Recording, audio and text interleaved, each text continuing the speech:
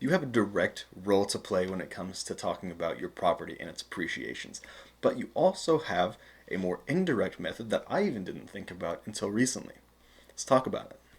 What's going on, everybody? Reno Reed of the Reed Team with Chartwell Realty in beautiful Kansas City. Now, what is this indirect way that you can impact your property values of yourself, of your neighbors?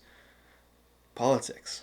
Now, this is something that I'd even overlooked until recently when I was talking about how the city of Shawnee, Kansas, the city council, banned the co-living practice in all the residential areas. Now, I don't live in Shawnee, but that really pissed me off. It really made me mad. But it gave me something to think about if I ever have a conversation with someone who's running for mayor or for city council in Lee Summit where I live. So, what are some ways to kind of think about how the people that we put into power, the people that we elect, could politically impact us and our property values? Now, before I get started, I have to make this very, very, very crystal clear. I don't care who you voted for. I don't give Nope. one way or the other. I'm not here to shame you for voting Republican. I'm not here to shame you for voting Democrat. I'm not here to shame you for voting third party.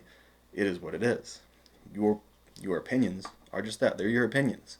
But the people that we elect, regardless of your opinions or regardless of my opinions, their opinions are what really has some serious impact on our property values, potentially. Not always, but things to keep in mind. So, what are some of the ways in which they actually impact our property values? Well, of course, the first one is taxes. So, things like roads, things like schools, all tend to get paid for by taxes. Schools, in particular, are paid for by property taxes, right? So it's kind of a little bit of a self-fulfilling prophecy where if you have good schools, you have people wanting to move to those good schools, driving prices up. If the prices go up, the taxes go up, which then in turn gives you more money for the schools, right? So it's a little bit of a self-fulfilling prophecy, but how those taxes are divvied out and potential increases in taxes can go a long way. Now this isn't on a federal level. Taxes are county based and city based. So on as an aggregate, thinking about Cass County or Jackson County or Clay County or Johnson County, these are the groups of people that you're electing to potentially talk about how your prices change on their taxes.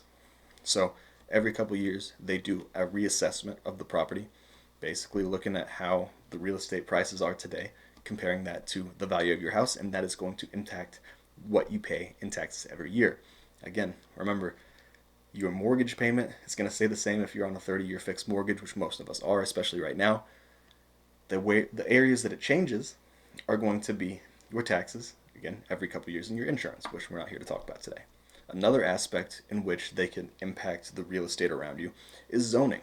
So, what zoning is the city will come out and say, this area can be used for residential, this can be used for commercial, this can be used for agricultural, and all sorts of different variations. So, they focus essentially on the more restrictive aspect of it. So, residential is more restrictive than commercial. Agricultural is more restrictive than residential. And so, typically, if they do a change in zoning, if they change my neighborhood to a commercial area, uh, so I'll open it up to allow it to be more open for commercial, or to make it more restrictive and make it, this is all going to be agricultural stuff. You're going to be grandfathered in typically, so it's not a huge deal to you, but it could impact the amount of businesses that you see around you. It could impact the amount of farmland you see around you. It could impact the fact that you see more subdivisions coming in around you. So the zoning is not necessarily something that directly impacts you, but it impacts the world around you a lot more so. And lastly, we're talking restrictions. Now, what did I say was the thing that got me thinking about it? Shawnee's City Council bans the practice of co-living. If you haven't watched my video on that, I will leave a link in the description below.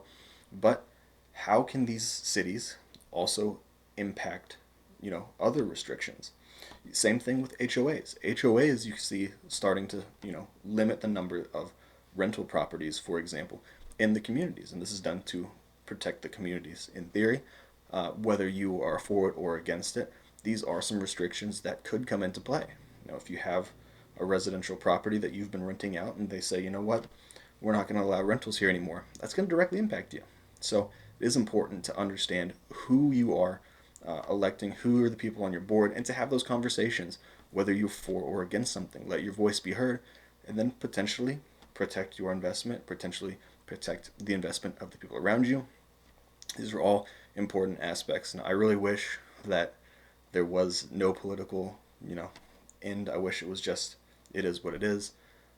Politics can get very annoying and turn a lot of people off, and so I don't necessarily want to do that for you. But if you are interested in potential changes of you in your community, in your community's properties and real estate, make your voice heard, whether that be in meetings, one-to-ones, or at the ballot box.